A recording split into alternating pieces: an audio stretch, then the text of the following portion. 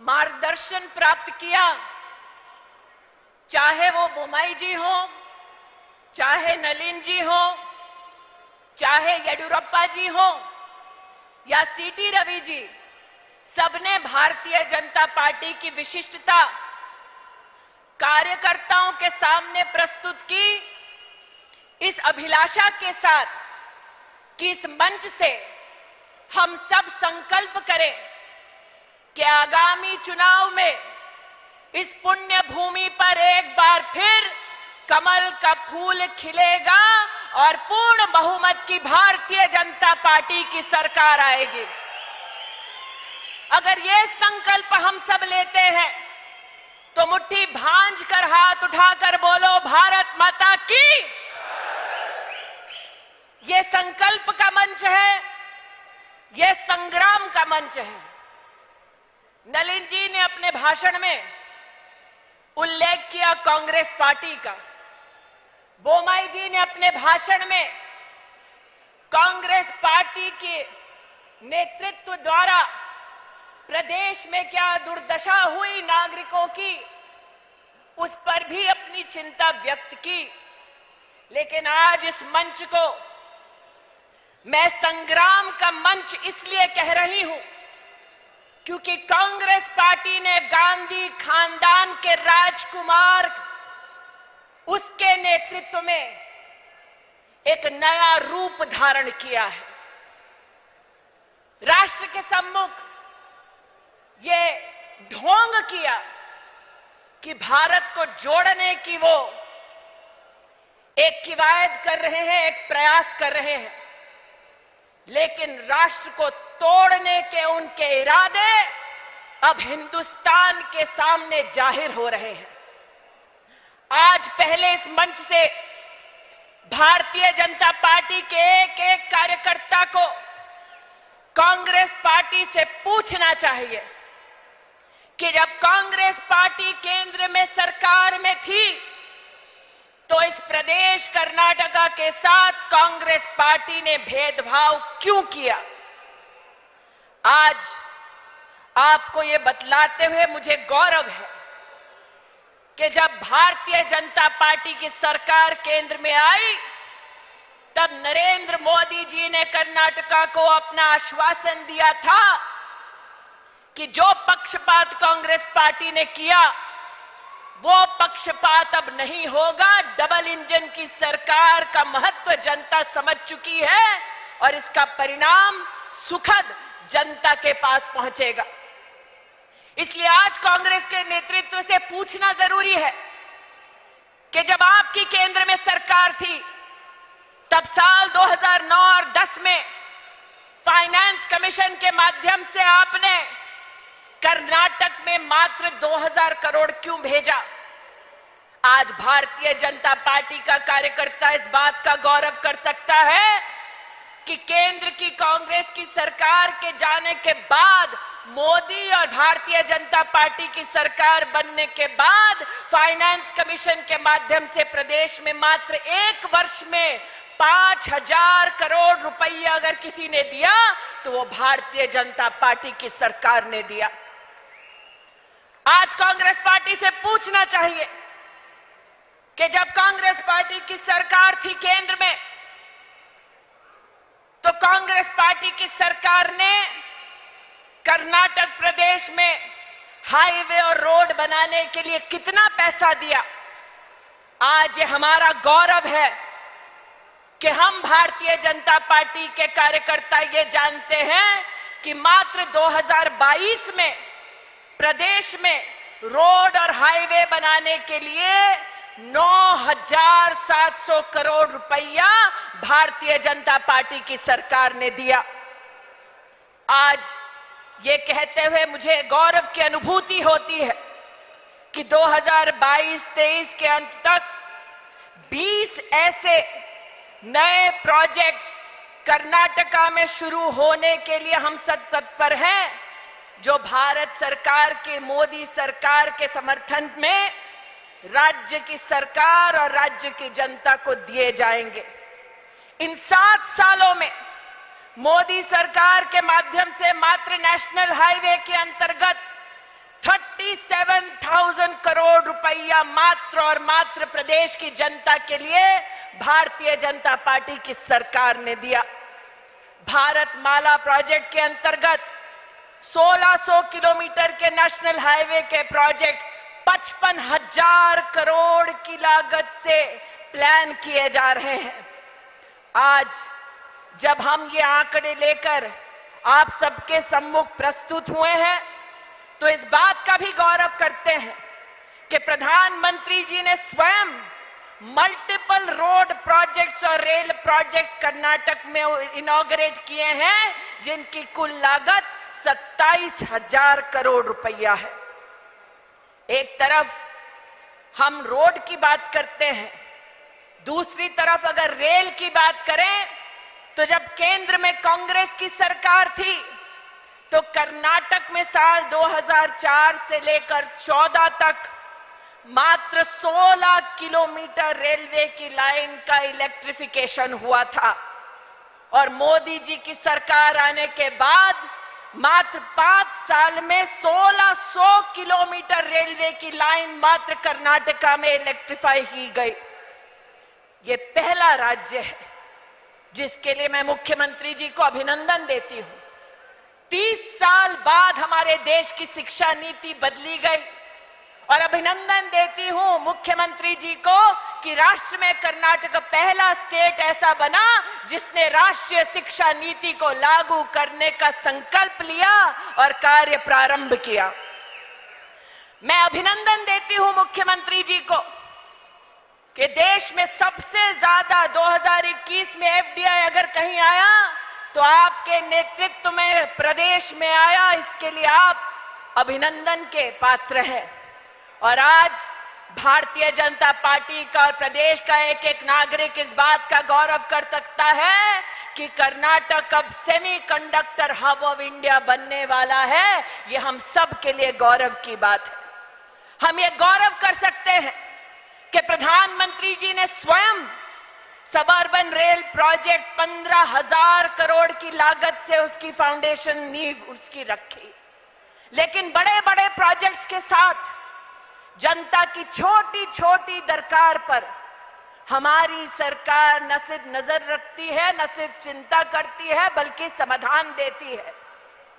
इन विविध कार्यक्रमों में से एक कार्यक्रम विशेष मुख्यमंत्री जी आपका अभिनंदन करती हूं कि अमृता फार्मर प्रोड्यूसिंग ऑर्गेनाइजेशन के लिए आपने 750 गांव में हर ऑर्गेनाइजेशन को 30 लाख रुपए हर वर्ष देने का 3 साल का संकल्प लिया है ताकि हमारा किसान आगे बढ़े। अभिनंदन देती हूं प्रधानमंत्री जी को जिन्होंने सिल्क समग्र की स्कीम भारत सरकार की ओर से हमारे वीवर्स को सिल्क सेक्टर को विशेष रूप से दिया ताकि इन 5 सालों में सिल्क का प्रोडक्शन जो 21% बना है, उस 21% के बढ़ाव के चलते बहुत जल्द कर्नाटका के आशीर्वाद से भारत सिल्क सेक्टर में आत्मनिर्भर बन जाएगा। इसके लिए कर्नाटक की जनता अभिनंदन की पात्र है। अभिनंदन दे रही हूं ये याद दिलाने के लिए कि कर्नाटक में विकास की गति थमे नहीं, इसकी जिम्मेदारी हमारी है।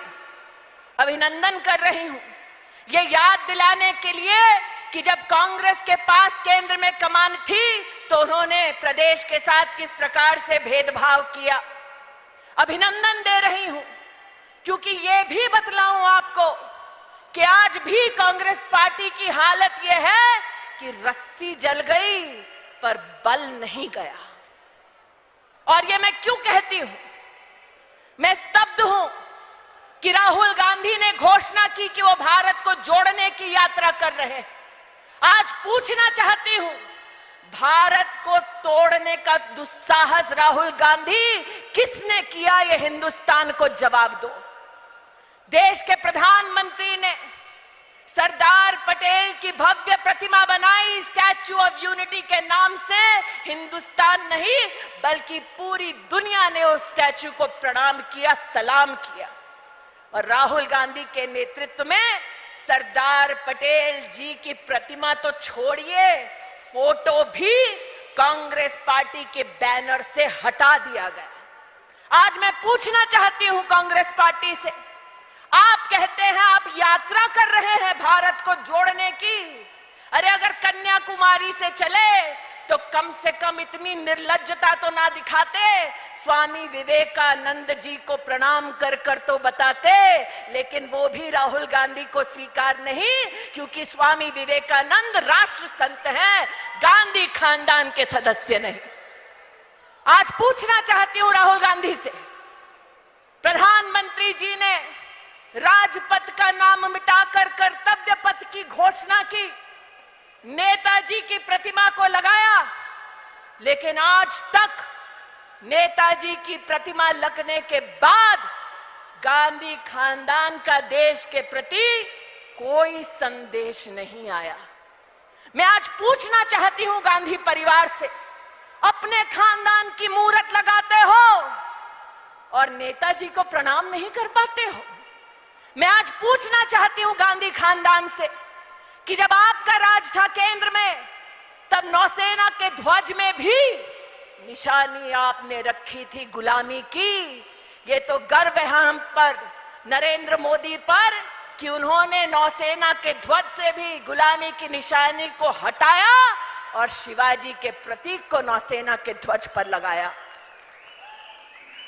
आज जब मैं प्रवीण की प्रतिमा को, उसकी फोटो को देखती हूं, एक युवा नेता संगठन को सशक्त करने के लिए भारत मां का जयकारा लगाता है। जो उसके प्राण हरते हैं वो उसकी पीठ पर वार करते हैं। जिन्होंने उसकी पीठ पर वार किया, आज उनसे कहती हूं कि तुम कायर हो, क्योंकि पीठ पर वार सिर्फ कायर करते हैं। जिन्होंने प्रवीण को मौत के घाट उतारा, उनसे कहती हूं कि तुम्हारा मकसद आतंक फैलाना था, और यह मकसद उनका भी था जो गांधी खानदान का साथ निभाते हैं। मैं येडियुरप्पा जी, बोम्मई जी, नलिन जी, आपका आभार व्यक्त करती हूं। इस मंच पे आपने प्रवीण की प्रतिमा को लगाया ताकि हम सब श्रद्धांजलि दे सके। आतंकी जितने थे उनके खिलाफ केस दर्ज हुआ, कार्रवाई हुई, लेकिन कांग्रेस पार्टी की फितरत देखिए। जब महाराष्ट्र में उनकी सरकार थी गठबंधन की, तो जिसने मुंबई को नेस्तो नाबूद करने का दुस्साहस किया था, ऐसे याकूब की मजार पर संगे मरमर लगाने का पाप तब हुआ जब कांग्रेस की वहां पर सरकार थी। आज मैं पूछना चाहती हूं राहुल गांधी से, बॉम्बे के बुचर का आपने खंडन क्यों नहीं किया? आप कहते हैं आतंक का धर्म नहीं होता, तो फिर आतंकवादी की मजार पर संगे मरमर लगाना आपकी सरकार को क्यों मंजूर था? आज ये गांधी खानदान से मैं पूछना चाहती हूं। मैं स्तब्ध हूं। मुझे लगा कि राष्ट्रहित में ये परिवार कभी तो बोलेगा। राष्ट्रहित क्या था? जब कोविड की कठिनाई आई तो नरेंद्र मोदी ने हाथ जोड़कर एक एक हिंदुस्तानी से कहा कि हिंदुस्तान में एक भी गरीब रात को भूखे पेट नहीं सोएगा। 80 करोड़ नागरिकों को 25 महीने मुफ्त का राशन घर तक पहुंचाया। जनता की सेवा क्या होता है? नरेंद्र मोदी ने हाथ जोड़कर सबसे कहा, हिंदुस्तान में वैक्सीन बनाएंगे और हर हिंदुस्तानी मुफ्त में वैक्सीन लगाएंगे। 200 करोड़ डोजेस हमारे देश में मुफ्त की वैक्सीन हिंदुस्तानियों ने लगाई, और नरेंद्र मोदी ने स्वयं पहला वैक्सीन लगाकर देश को यह बतलाया कि यह वैक्सीन आपके लिए सुरक्षित है। ऐसे में जब देश विपदा की घड़ी से जूझ रहा था, तो गांधी खानदान ने भ्रम फैलाया पूरे देश में और कहा कि आप वैक्सीन मत लगाओ। राष्ट्र के प्रति ये दुर्भावना क्यों नागरिकों के प्रति, ये दुर्भावना क्यों? आज मैं राहुल गांधी से पूछना चाहती हूं। मैं स्तब्ध हूं। यहां पर तेजस्वी सूर्या बैठे हैं, हमारे युवा नेता। भारत जोड़ो का यात्रा करने वाले हैं, ऐसा सुनने में आया। लेकिन यात्रा कर किसके साथ रहे हैं? जिसने यूनिवर्सिटी की कैंपस में जाकर घोषणा की कि भारत तेरे टुकड़े होंगे इंशाअल्लाह। मैं राहुल गांधी से आज पूछना चाहती हूं कि जिन लोगों ने सरेआम भारत को तोड़ने का नारा दिया और नारा देने के बाद हिंदुस्तान से माफी नहीं मांगी, उनको आपने अपनी पार्टी का सदस्य कैसे बनाया? मैं आज पूछना चाहती हूं, क्या आप भारत को जोड़ने की बात करते हैं? अरे कल मीटिंग हुई आपकी उस व्यक्ति के साथ जिसने तमिलनाडु में यह कहा कि भारत माता इज अ डेंजरस डिजीज। मैं पूछना चाहती हूं, कांग्रेस पार्टी के कार्यकर्ताओं को कर्नाटक में पूछना चाहती हूं कि जिन लोगों के साथ कदम से कदम मिलाकर राहुल गांधी चल रहे हैं, गांधी खानदान चल रहा है, जो हिंदुस्तान को इस प्रकार से अभद्र टिप्पणी कर रहे हैं, भारत मां को इस प्रकार से अपमानित कर रहे हैं, मैं चाहती हूं हमारे कार्यकर्ता कांग्रेस के कार्यकर्ताओं से पूछें कि यह राष्ट्रद्रोह क्या कांग्रेस के कार्यकर्ताओं को कर्नाटक में स्वीकार है? और मैं राष्ट्रद्रोह का यह आरोप पूरी गंभीरता से लगा रही हूं। येडियुरप्पा जी यहां पर विराजमान हैं, वरिष्ठ नेता हैं, सीनियर पॉलिटिशियन हैं। हम ऑपोजिशन में रहे, हमने वर्षों वर्ष संघर्ष किया, लेकिन ऑपोजिशन में रहने के बाद भी भारत मां की जय का नारा नहीं छोड़ा। हम ऑपोजिशन में रहे वर्षों वर्ष, हमारे नेताओं ने कभी भी भारत मां के टुकड़े होंगे ऐसा एक स्वर नहीं निकाला। लेकिन येडियुरप्पा जी, आई एम शॉक्ड, कल राहुल गांधी ने सार्वजनिक ये कहा दैट मैं पहले पॉलिटिकल पार्टी से लड़ता था, अब इस यात्रा में I am fighting the Indian state. मैं पूछना चाहती हूं गांधी खानदान से, सत्ता आती है जाती है, अरे सत्ता तो इंदिरा गांधी की भी गई थी, लेकिन इंदिरा गांधी ने कभी भी हिंदुस्तान के खिलाफ जंग नहीं छेड़ी। आज तुम्हारे उस बेटे ने हिंदुस्तान के खिलाफ जंग छेड़ी है, तो राहुल गांधी भी कान खोलकर सुन ले, जब तक एक एक हिंदुस्तानी में प्राण है, हिंदुस्तान न टूटेगा। और हिंदुस्तान के खिलाफ तुमने जो जंग का ऐलान किया है, हम सब मिलकर तुमको धूल चढ़ाएंगे। मैं स्तब्ध हूं।